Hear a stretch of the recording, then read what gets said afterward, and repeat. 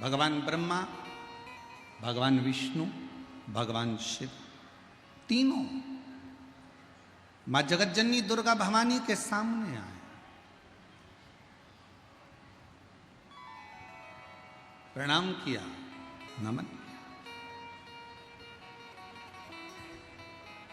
आदर किया, सत्कार किया, सम्मान किया, सामने।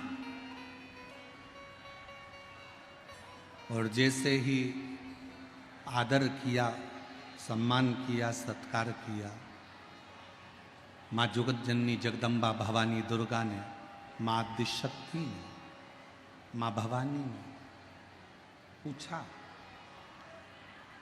कि क्यों आना हुआ, किस लिए आया, किस कारण से पहुंचे। आज तीनों के तीनों देव यहां आए हैं, किस लिए? आपके आने का कारण क्या है? क्यों आए, किस लिए आए? तब भगवान देवादिदेव महादेव जी ने कहा, हे जगतधात्री, हे दुर्गा, हे आदि शक्ति, सृष्टि को बढ़ाना है, सृष्टि का निर्माण करना है और सृष्टि का विस्तार करना है।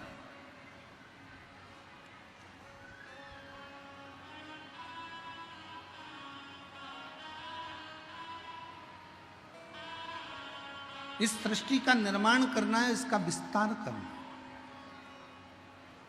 हे दुर्गा, हे आदि शक्ति, हे जगदम्बा, हे भवानी मां, आप कृपा करो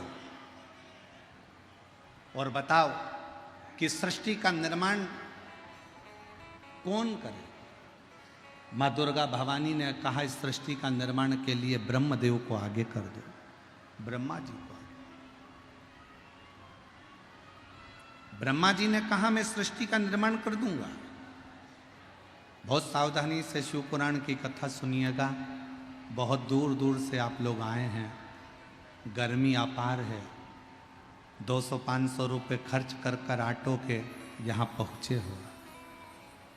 अगर कथा छूट गई, थोड़े से बातचीत करने में, थोड़ा सा पानी का पाउच या सामान लेने में अगर कथा चूक गई, तो 5 रुपये 10 रुपये के चक्कर में करोड़ों का हीरा मत खो देना, शिव महापुराण मत खो देना। सावधानी।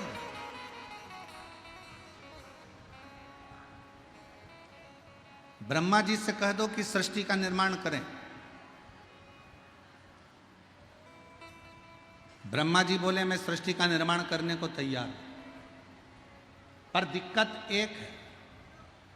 मान लो मैं सृष्टि का निर्माण करूंगा और अगर कुछ गलत बन गया तो फिर उसका क्या होगा।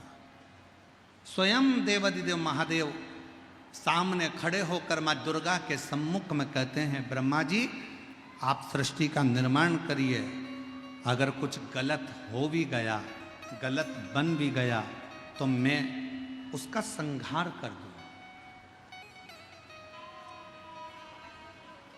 आप करो सृष्टि का निर्माण।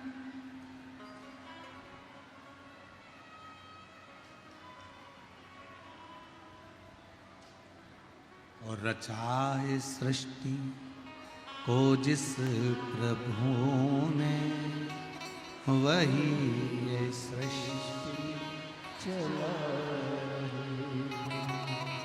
रचा है सृष्टि को जिस प्रभु, वही ये सृष्टि चलाई। जो पेड़ हमने लगाया पहले, जो पेड़ हमने लगाया पहले, उसी का फल अब हम पा रहे हैं। रचा है सृष्टि को जिस प्रभु ने, वही ये सृष्टि चलाई। ब्रह्मलोक में होते तो ब्रह्मा जी तुमको साथ लेते, ब्रह्मा जी तुमको साथ दे। वैकुंठ लोक में होते तो भगवान नारायण तुमको साध दे, भगवान विष्णु तुम्हें साध दे, पर आप मृत्यु लोक में जन्म लिया, पृथ्वी पर जन्म हुआ, पृथ्वी पर जन्म हुआ।